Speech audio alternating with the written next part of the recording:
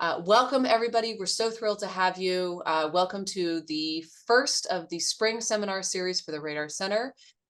We are extraordinarily fortunate to get to kick off our spring season today with Dr. Tiffany Marcantonio, who is our RDAR seminar speaker today.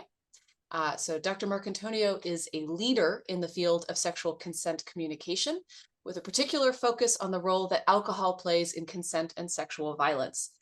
She completed her bachelor's degree and master's degree in clinical and mental health counseling at Rowan University, and a doctoral degree in the community health promotion at University of Arkansas. She also served as a key researcher for the sexual health research group at Indiana University's School of Public Health and the Kinsey Institute, so a fellow Kinsey grad. Where she led several projects on the intersection of masculinity, alcohol use, and sexual aggression. She's now an assistant professor in the Department of Health Science at the University of Alabama. Roll Tide, right? Roll Tide? Roll Tide. I had to look that one up. And director for the Consent, Alcohol, and Sexual Assault, or CASA Lab. And the CASA Lab focuses on how people communicate consent and sexual refusals, and how bystanders can intervene when they witness a sexual assault situation. Her 50 plus, and I say plus because I checked this on Monday, and at the rate she's going, there's probably a new one.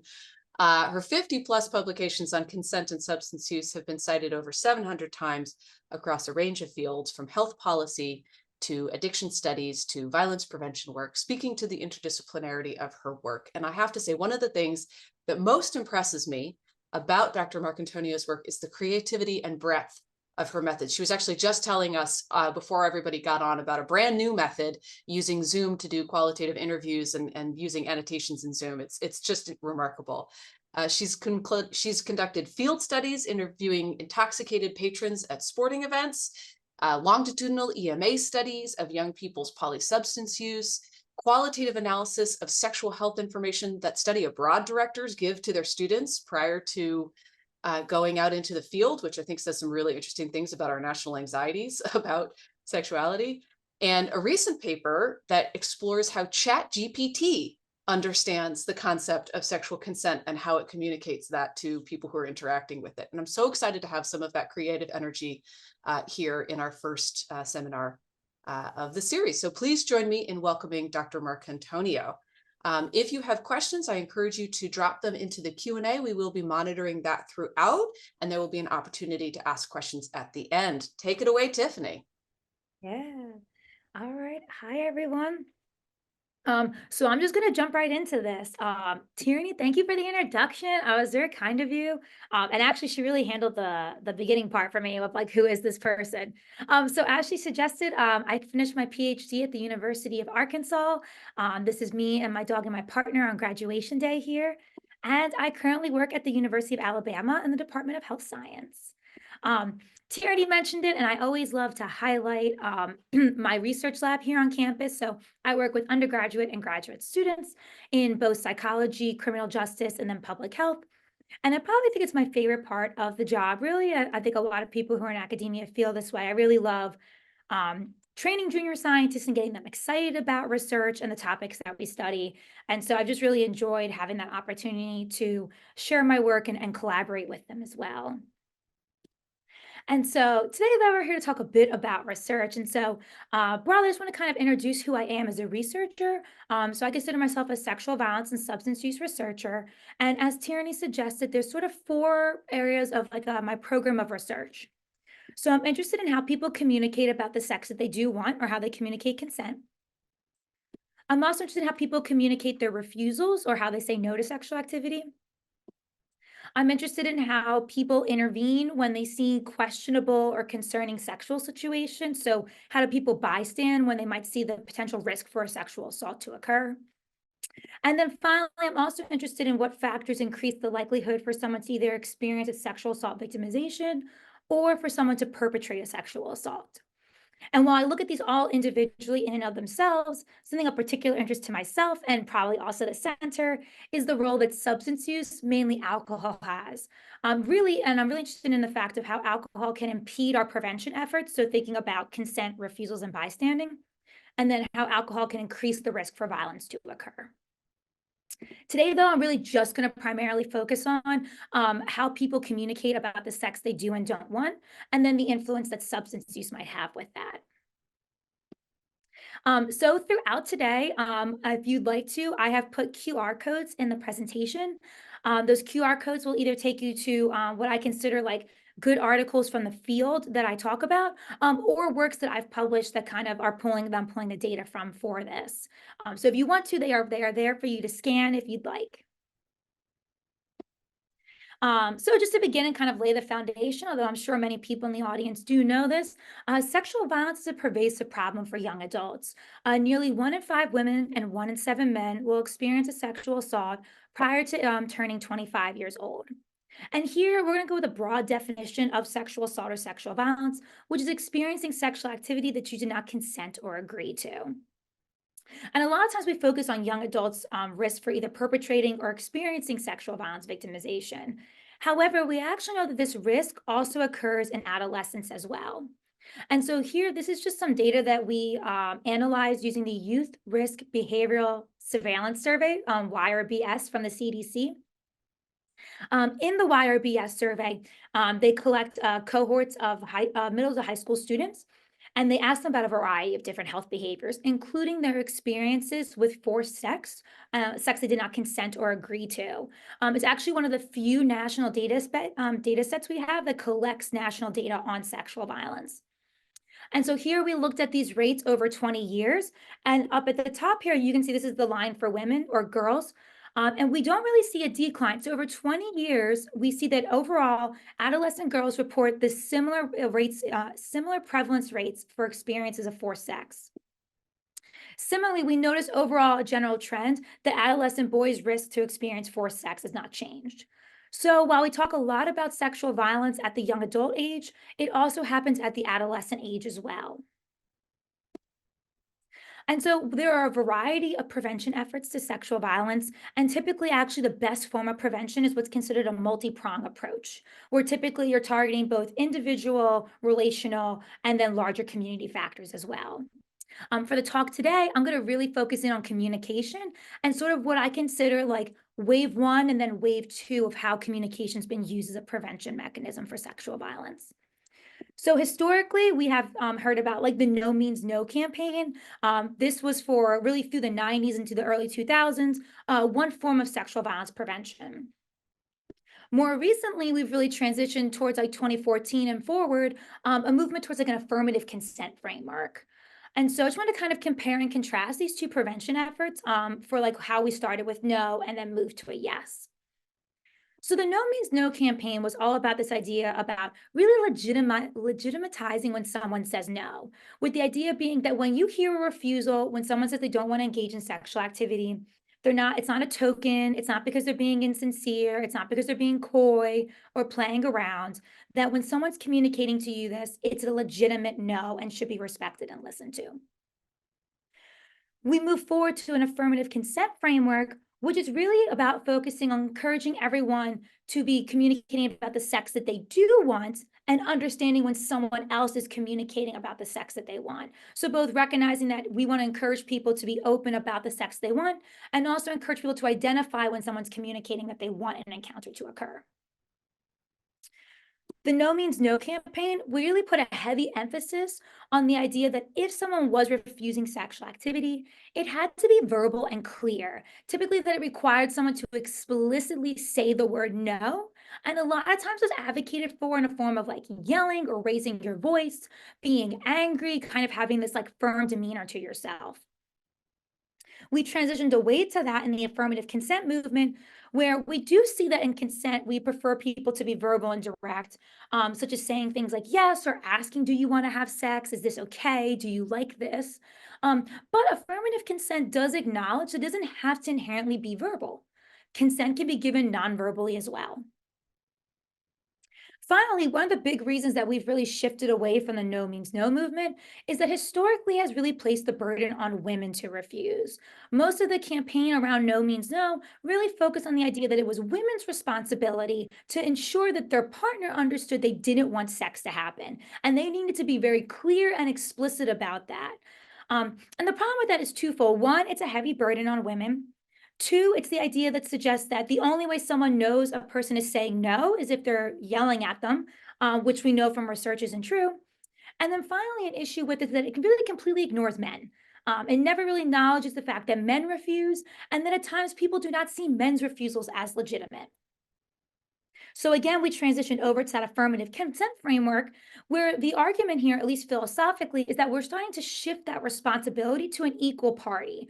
It's no longer the burden on women. The idea is that both people are responsible for giving and obtaining consent.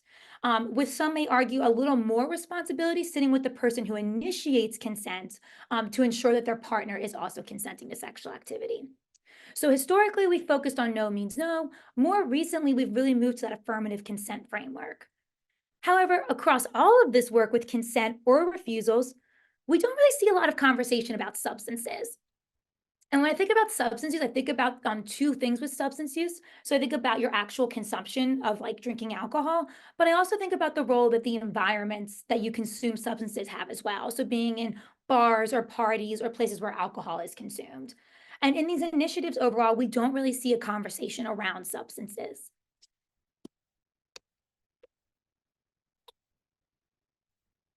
So why might we care about the role that substance use has with sexual communication? Well, theoretically, at least, we argue that alcohol could complicate sexual communication. We also know that many sexual assaults occur in the context of alcohol use. If you look on a college campus, rates will range, but it's anywhere from 50 to 75% of sexual assaults that occur on a college campus occur in the context of alcohol, with either the victim or the perpetrator consuming alcohol. And so we know alcohol is a huge risk factor for sexual violence. Um, but prevention education is actually pretty hesitant to discuss alcohol's role with sexual violence and also with consensual sexual activity. More often than not, these are actually siloed prevention efforts. You have an alcohol prevention and you have a sexual violence prevention or a sexual consent intervention. And very few times are they actually brought together. And the reason for that potentially is that most university rules and policies state that alcohol and consent cannot occur together. Most policies would state that once someone has consumed a drink, they are no longer able to consent to sexual activity. However, when you ask young adults about this, that's not what they're reporting. I think a recent estimate came out that about 1 in 5 college students report engaging in a consensual drunk sexual encounter. And so, what this really results in is that our prevention messages and our university policies are really ineffective. They're telling young people that they can't do this.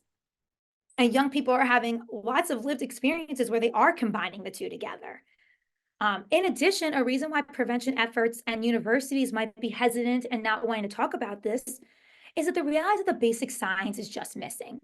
We really do not have a firm grasp on how alcohol could impact communication and how that potentially relates with experiences of sexual violence.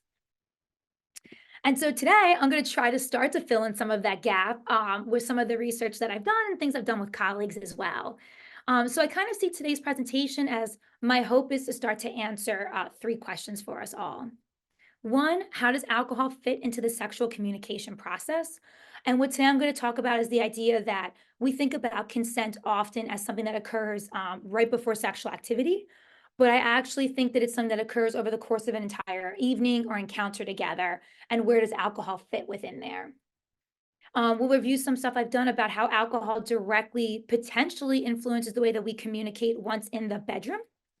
And then finally, something that I continue to really ponder and chew about and I'm looking to understand more myself is that how does someone determine a sexual experience with alcohol is consensual and how do they determine that the one is not consensual? And I'm hoping to highlight some things today that young people have been saying to us about how they determine the difference.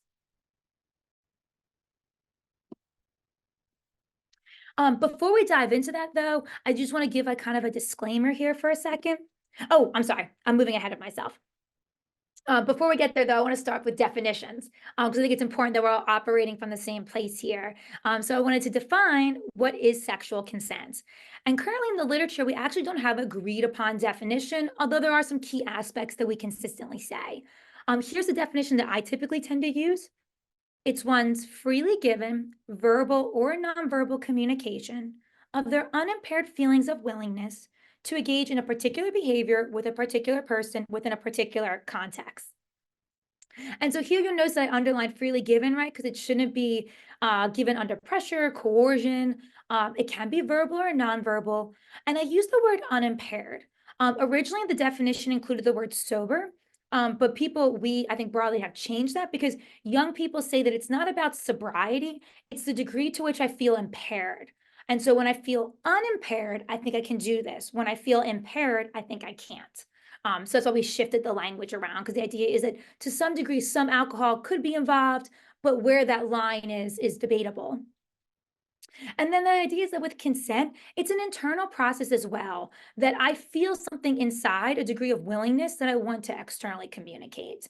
And it's also contextual in nature because it can vary by the behavior, the person, and the context. So, like, kind of where we're at in space and time. A sexual refusal can be considered sort of like the antithesis of consent, with the idea being that this is feelings of unwillingness to engage in sexual activity that are communicated verbally, non-verbally, through silence, or by being too intoxicated to engage in sexual activity. And here again, we obviously are aware about that verbal and nonverbal. We've moved to definitions including silence here as a sign that if you don't hear your partner responding to you, we should operate from a place that that's a refusal and not a place where that might be consent. And then also we highlight here the idea about being too intoxicated with the thought process here that there is a point when someone is too drunk to be able to refuse sex, but that is a refusal in and of itself. By being so intoxicated, they are unable to consent to sex, and thus that is a refusal there. And so that's kind of the like operational definitions that I tend to use for consent and refusals. I also just wanted to quickly review kind of broadly how people communicate before we dive into the role that alcohol has with all of this. And so consent and refusals can typically be broken down into five main forms of communication. The first is an explicit verbal cue. These are typically things that are like direct, clear, usually involve the word sex, and are well understood as either someone is or is not agreeing to sexual activity. And so we can think of this as someone saying yes to sexual activity or saying like, do you want to have sex with me? Are like kind of like our more like explicit verbal cues. An explicit verbal refusal might be things like, no, I'm not interested, stop. These are all sort of explicit verbal cues someone can use to refuse sexual activity. Consent and refusals can also be given implicitly and verbally. And typically, an implicit verbal cue would be one that is suggestive of sexual activity, but doesn't actually use the word sex. And so I think a good example of this is like, do you want to Netflix and chill? Although students tell me that this is dated and nobody says this anymore.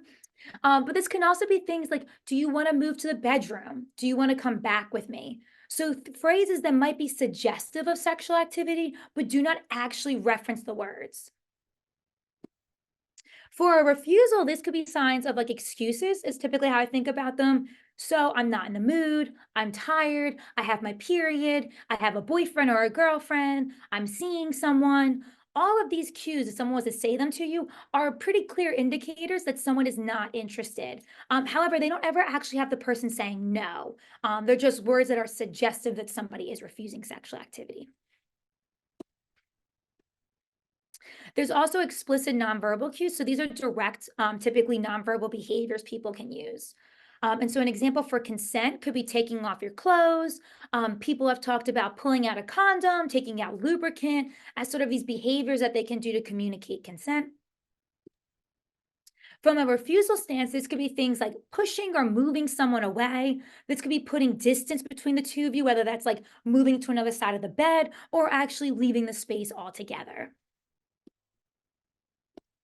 Along with being explicit and nonverbal, consent and refusals can be implicit and nonverbal. So these are more subtle, indirect behaviors that communicate whether or not someone's open to sex. Typically, an implicit nonverbal cue that I think we hear about a lot with consent is like the sexy eyes, like the suggestive eyes, where people go like, they just look at me and I know that they want to have sex. And on the flip side, though, for refusals, we typically hear people will talk about the idea of the opposite, that they're not making eye contact with them, that they're looking away, there's hesitation or pausing. And these are signs of like implicit nonverbal cues that communicate someone is refusing sexual activity. Finally, there's this last cue that is, I would say, really complicated in the consent and refusal framework. And this is one that young people talk about doing, which is called a no response cue. And this is the idea that sexual activity occurs, and because I don't refuse that behavior, that's my consent. And I think this is a good example of like, what does that look like in practice? So this is from Parks and Rec. He leans in, he kisses her, and because she doesn't push him away, because she's not refusing it and she's going along with it, that's her no response cue there. That's her consent. However, the concern with a no response cue and why we're really hesitant to really have young people think about this as a consent cue is that many times in the context of a sexual assault, we know that silence or freezing are typically occurring. And so more often we tend to really advocate that if the person that you're having sex with isn't responding or engaging back with you, this is probably a better time to check in than to consider moving forward with sexual activity. And so here's my disclaimer. So those are all the ways that people have talked to us about communicating consent. And so now I'm going to move into the role about alcohol. But I just want to clarify here for a second that what, as an educator, a prevention, or a researcher might want someone to consider consent and what we might consider as the best ways to give consent do sometimes differ from what young people define as consent. And so today I'm going to present to you what young people are saying that they are using and looking for to understand consent, and not what like Tiffany would say, are like the ideal ways and the ways that we would hope for them to communicate consent. But the goal of my work is to figure out how young people are doing this. And so this is what they're saying for how they are navigating and understanding these experiences. And so today I'm going to go over how I see alcohol fitting in the sexual communication process. And it fits in a bunch of ways. And so I have two things that are going to happen today for us all. So one, I'm going to review stuff that I've published or that other colleagues have published. And then also I did these interviews with young adults about alcohol and consent. And I'm currently analyzing and writing them all up.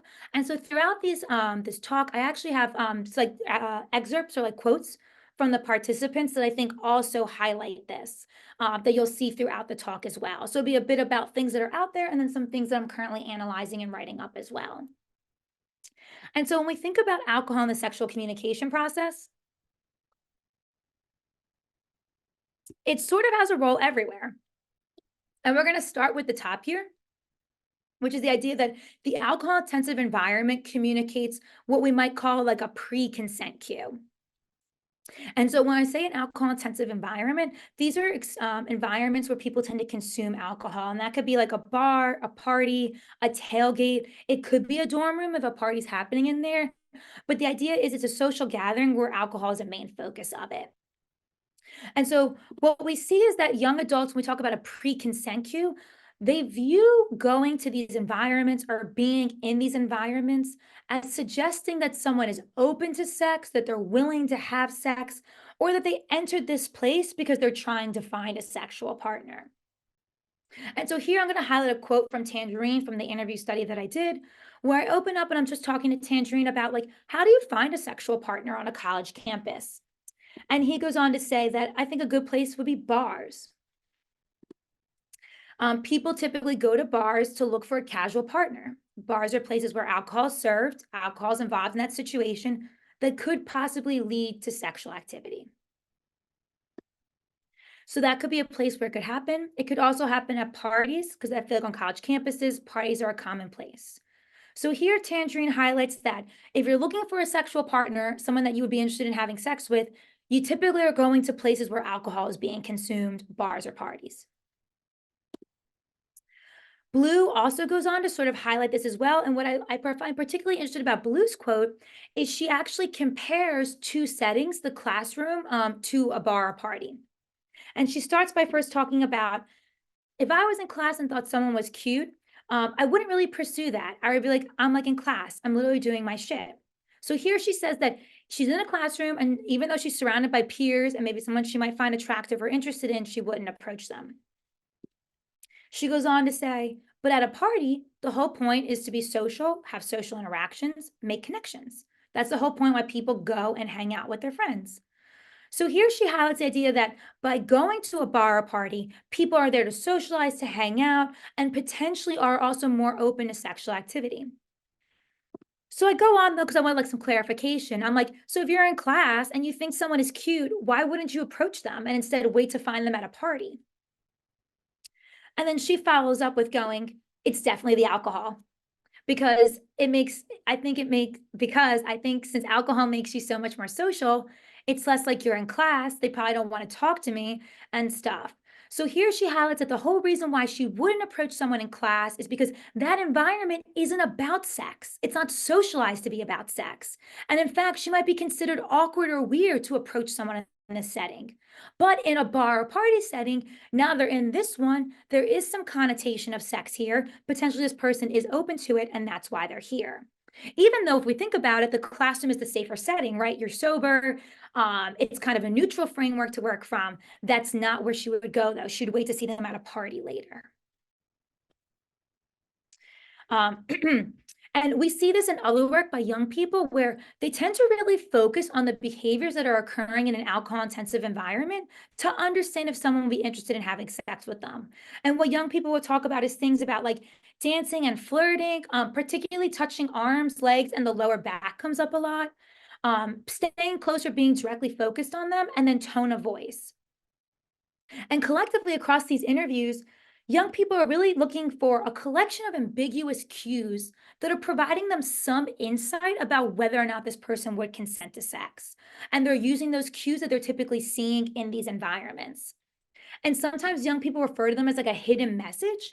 And the idea being it's kind of like their job to like decipher this code in this setting to see if someone is interested in sex with them.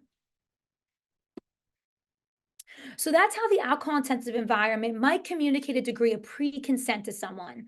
Um, Young people also talk about the idea that it's not just being in this setting, though.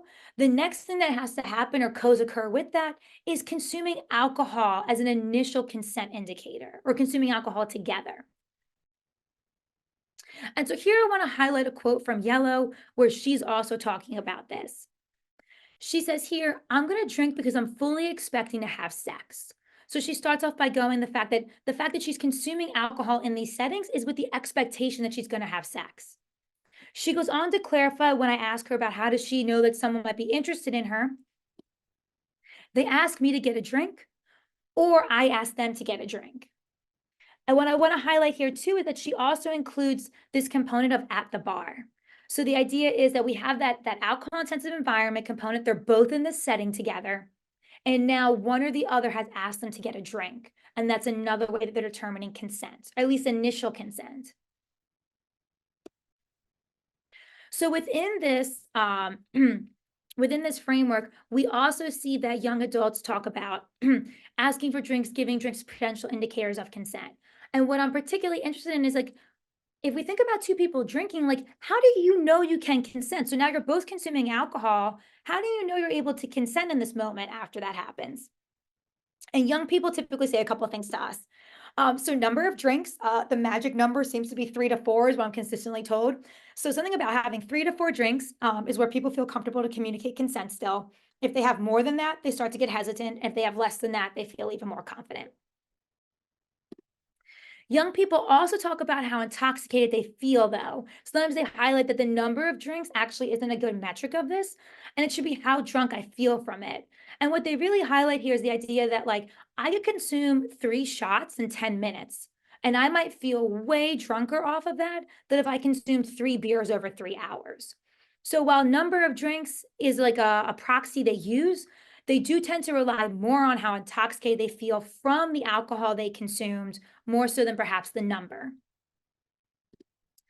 Finally, the big thing that young people tend to talk about with alcohol and consent too is that when they are drinking, they do tend to put a heavy emphasis about who they're having sex with the idea being that the more familiar they are with a partner, the more comfortable and confident they feel to do this behavior. And that could mean a relationship. So it could be the idea that they're in like a monogamous relationship with someone. But young people also even talk about the fact that like they're friends, they've at least hooked up before, or even the fact that they at least knew that each other was interested are just other ways that makes them feel more comfortable to do this behavior after they're drinking.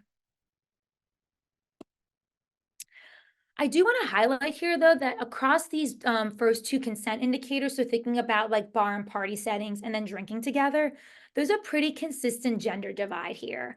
More often, we tend to see that men view this as a more like concrete. So the idea being that like for men, they often say that there's no number of drinks that really inhibit their consent. They feel they can consent no matter how intoxicated they are, and that they go to these settings to find sexual partners, and they're typically open for sex. Women, on the other hand, do not speak in such like affirmatives, and we see a lot more what I would call like hedging language. So, like, this could be a sign of my consent. This could be something that communicates my interest, but that's not always accurate and that's not always true.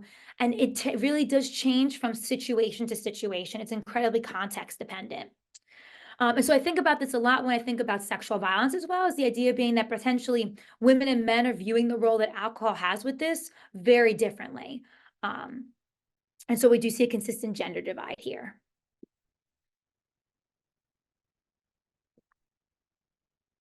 So we've talked about how attending this environment, a bar or party setting, could be a pre-consent cue. And then the idea about two people drinking together starts to communicate an initial consent. And then young people talk about the transitioning from a private setting to I'm sorry, the transition from a public setting to a private setting as suggested of consent. And typically I like to use the phrase like the proverbial bedroom because young people might go back to like an apartment or a dorm room to have sex. They might go to a car, a park, or anywhere else. But the idea really here is that they're in a public setting and they move to one that's private. And so here I want to highlight a quote from Teal, where she goes over thinking about the transition as part of the consent process with alcohol. And so here she's talking about they're at a bar, a party together with someone, and she goes, when we go home, I guess there's like this inherent consent between us. They'll be like, do you want to go back to my room? Do you want to go back to my apartment? So here she has the idea that once they transition or once they're asked to leave the public setting to a private one, this is a sign about consent here, that sex is on the table and that they're going to move to this private setting here as a potential indicator that sexual activity will follow. I'm going to highlight a quote from Yellow here, who I think brings up a point that I thought about a lot from the interviews with young people. And so here she goes. She asked the question of like, do you want to come back to mine? That's ambiguous. You can come back to mine for a drink. You can come back to mine to see my apartment, which is a thought that I had too. Like inherently asking someone to move to a private setting doesn't inherently mean that it's for sexual activity. There could be a bunch of things going on. Potentially, you just want to spend more time with them. So then she goes on to clarify how she kind of lets people know that she's talking about sex and makes this less ambiguous for them. She goes, I live alone, so it's a lot easier. I say, do you want to come back to my apartment? I live alone. That's a super tell. And so for her here, she feels that the qualifier that she lives alone is a pretty obvious sign that someone should realize that she's talking about sex on the table at this point.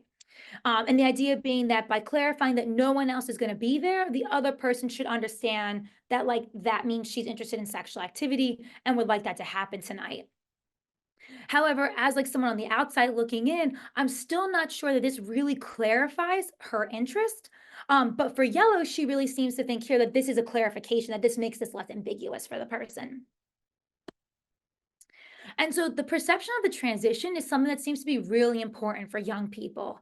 And there's been a couple studies done with this. A set of my colleagues had young people read a vignette where two of them are out together in a public setting and then they transition to a private one. And what I really liked about this study was that they actually manipulated the setting. So the library versus a bar. And as we've seen from some of this stuff already, the bar seems to be a sexualized context. So what happens if we pick a non-sexual one?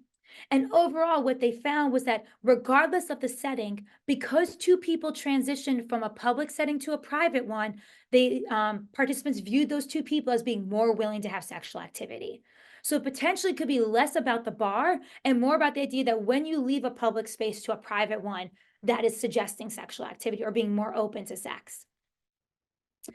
We then sort of followed up on this idea and we actually brought people to the lab and we administered alcohol to half of them and half remained sober. And then we had them read a vignette. And in that vignette, it actually starts off consensual and then it becomes non-consensual. So a sexual assault occurs at the end. And in this vignette, the two transition from a public to a private space. And in this case, they're all at a party. And also the characters are both drinking, but one is more intoxicated than the other, the woman in this case. And what we found through these interviews was that people actually seemed really mixed about the transition cue here now. So some talked about as a sign of consent, with this emphasis being that because like she walked off because the two of them left the public space together and entered the bedroom, that this was a sign of consent and that the two characters were open to having sex. However, others saw it as a refusal because she was the female character in the story is intoxicated. And because she's intoxicated, that transition is not a sign of consent, actually, that it can't be. So here we start to see that once we start to maybe layer in the fact about people being drunk and not just leaving one setting to the other, that it really complicates whether or not transitioning is a sign of consent anymore. So we've talked about how maybe attending these environments could be a pre-consent cue, that asking someone to drink and getting drinks together could be an initial consent, and then you transition to the private setting. So finally, we have arrived to the bedroom. And so I think it's really interesting to think about when we arrive at this bedroom now and we're thinking about consent, like, do young people think that they can consent when they're intoxicated? And broadly, yes. So here we did this study with tailgates. So we went out for 4 weekends in a row for both football and then baseball in the spring. And we interviewed people at these tailgating events who were drinking. We asked them whether or not they thought that they could consent to sex based on how intoxicated they were. And we also asked them if they thought that if there was someone they wanted to have sex with, would they leave to have sex with them based on how drunk they feel in this moment? We also asked these same questions about their friend as well. So, did they think their friend could consent based on how drunk they thought their friend was? And would you let your friend leave, given how drunk you think your friend is, to go off and have sex with somebody? And we found that overwhelmingly, people thought they could consent to sex. We had such high reporting that people thought they could still consent to sex that we couldn't run any statistics because overall, people just did not see this as a challenge for themselves. People also majority reported that they would go and have sex with someone if the option presented itself. And what can be concerning or might raise like a flag here for us is that the average breath alcohol content was 0.08, but we did have people going up to 0.2. And so we saw a really big breadth of intoxication level here. But at 0.08, you do have motor impairment setting in, and you do have cognitive function impairment in setting in. Within here too, we found that most people reported they would also let their friends leave to have sex. Here, we did see some gender differences. Women were less likely. I think it was about 80% of women said that they would, where it was like 95% of men. But again, when we think about bystander intervention, right, and this idea that if you think your friend is intoxicated or there's like a potential risk factor here, we'd want you to like stop it. Um, Young people aren't registering that. Their friends are intoxicated. They reported their friends were just as intoxicated, if not more than them, and they were not stopping them from leaving these encounters or going to these encounters. So we know that broadly speaking, young adults seem to feel pretty confident to do this behavior, and that despite varying levels of intoxication, they say that they can consent. So what does that mean for like their actual communication then? So this is where things start to get really complicated and more often mixed. So in one study, we found out that it did not seem that alcohol or cannabis use impacted how people communicated consent. Here, young adults completed a daily diary study for 30 days. They reported on sexual experiences with and without alcohol and also cannabis, and we didn't find any effect. Communication didn't differ based on whether or not they were using a substance or not. However, the bulk of the people in the study were in a relationship because the requirement was that you had to be I think you had to be at least engaging in sex 2 times a week, which typically requires having a more steady partner. We did find one sort of correlational effect where we found that the more drinks people reported consuming prior to sex, it was associated with less explicit communication and more implicit communication, which makes sense if we think about how alcohol impacts this. The more drunk you are, the greater the effects of alcohol from a pharmacological stance, and perhaps the less your ability to use like complex behaviors like direct verbal and nonverbal cues is impaired, and you might find more use of like subtle and indirect cues instead. In another study, we found we were not expecting that actually people were more communicative when they consumed alcohol or drugs prior to sex than when they were sober, which was not what we were expecting at all. And then in a more recent study that I just completed that's under review right now, really I started to ask myself this question of, we're talking about the fact that alcohol impairs or might alter the way people communicate. But what about like how they generally communicate? So like, does consuming alcohol mean that I use more nonverbal and implicit cues, or do I generally tend to communicate consent nonverbally and implicitly? And then I'm drinking and do that as well. We don't know the answer to that. So I did a study where I asked young people to recall an experience where they were sober and then one where they were intoxicated and how they communicated consent across both of these to see if there was a difference. And what we actually found is that for at least for women, they were using more verbal communication when they were intoxicated. And we found that across gender and sexual identity, there was actually less implicit communication used when people were drinking. And so, again, broadly, we're actually seeing more verbal and potentially less implicit use during alcohol when people are drinking. Now, I do like this picture on the side here because I have begun to wonder about like, what does this verbal communication look like? So I like this picture here with the girl and the cake because she decorates a cake on both sides, right? But with the drunk cake, you can see the some of that like finesse and attention to detail isn't there. It's still a frosted cake, but it doesn't match the one on sober side. And that's why I started really wondering about this verbal communication is that maybe you're verbally communicating, but is it to the degree that we would like, that clarity level there? Or is it kind of more like the cake here where you frosted the cake, but we could maybe encourage more explicit and clear communication? So finally, the last part of today that I want to highlight is something that I really wasn't expecting to find, and this really just came up in the interview studies, is that young people are talking about how they feel the next day is what helps them clarify whether or not the prior experience was consensual when alcohol was involved. And so here I'm just going to highlight some quotes from young people where they really go over this for us. So Amber here goes, I think it's important to know if you were able to communicate with them afterwards. You follow up and you ask, was last night okay? Did we consent? What did you think of it? I felt okay. I asked the next day. So here she talks about the idea that you really need to talk with the person the next morning after you've had this drunk encounter to know if last night was consensual. Here, Maroon goes, in the morning, that's usually how you notice it. Um, it kind of doesn't really make any sense though, because obviously you want to be proactive about it instead of waiting, but it's basically the next day. How did you feel about that? And so Maroon highlights to me something that I think about a lot, which is wouldn't it be preferable to talk about consent in the moment as opposed to waiting to the next day? However, she too highlights that that is how she determines the experience was consensual. Navy goes on to also highlight this and saying that because you don't know yourself at that moment, you only know yourself in the next morning and what you wanted. It's just the fact that you're usually sober when you wake up and there's more clarity there. So again, Navy highlighting this idea that the next morning you wake up, are you okay? Like, what the hell? That's where it comes from. So here she kind of talks about the idea that you can only know if you consented the night before after you've come out of being drunk and you're more sober to really kind of conceptualize and reflect on the experience. So today I've kind of gone over 3 questions. And so briefly, I just want to kind of like summarize where I see this all going. So how does alcohol fit into the sexual communication process? Well, I think the movie Everything Everywhere All at Once is kind of what I think. It fits in everywhere. Young people see this as deeply integrated into their process of sexual communication, with starting in environments that alcohol is consumed all the way up to the next morning when they start to sober up.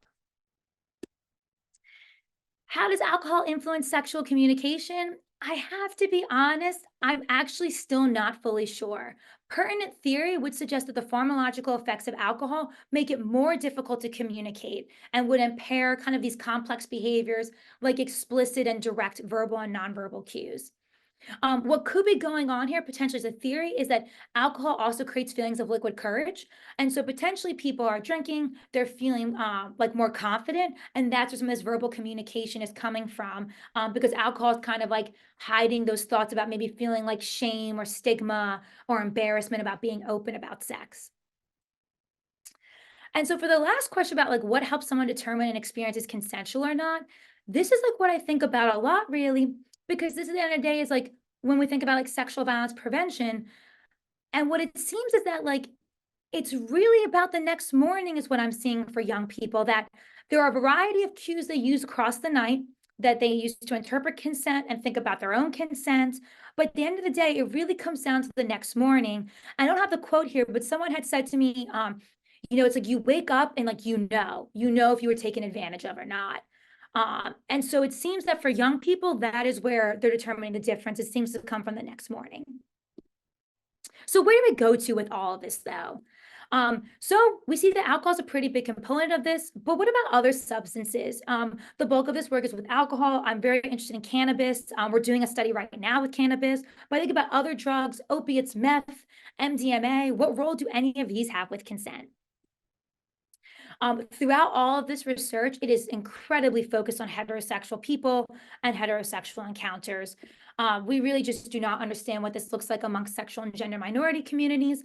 And I particularly think about this when we see that amongst sexual and gender minorities, you might have elevated substance use. And we also know the risk to experience sexual violence is higher for the community. In thinking about radar, I also think about rural communities. And again, we know that in rural areas, we see elevated rates of substance use and sexual violence. And also, we know there's a lack of access to comprehensive sexual health education. And so, what happens when you start to have this intersection of now substance use, violence, and then also you don't get the education to really understand consent, refusals, and what constitutes a sexual assault? And then broadly across both these groups, there's a lot of stigma. We know about in terms of like oppression and discrimination and what role that might have in exacerbating the risk of substance use, sexual violence, and impairments in communication.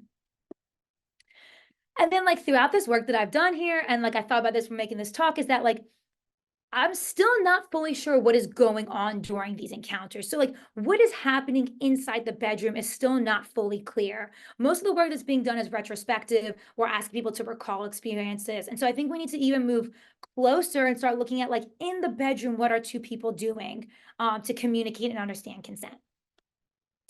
Finally, consent is a didactic or more process, depending on kind of how you identify. But yet most of this work is only including one part of the dyad in there. And so we really just don't have a good understanding of what that process looks like between two people because we're still only asking one side of it. So what do we do though as we continue to get all this research together? I originally started this work because I thought that the answers actually lied in young people because they're the ones who are doing this behavior. And so I thought, let's ask them and talk to them to figure out like what we can do to make prevention efforts better.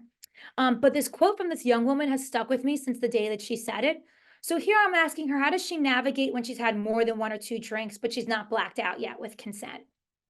And she responds back to me, that's actually a really good question. I don't even know if I'm like qualified to answer that. And so, in seeing that, my thought is that we really can't wait. We need to start acting on a prevention framework and talking about this with young people because they themselves aren't sure how to do this. And so, they need our guidance and help with it. And I think a good example is the leftover here is from Healthy Horns. And it's a campaign they made about alcohol and consent. And I really appreciate it because I think it takes a harm reduction approach and talks a bit about how alcohol can occur with consent, but that you really need to have a lot of verbal communication if you're going to mix the two. With that, I want to thank you all so much for listening to me.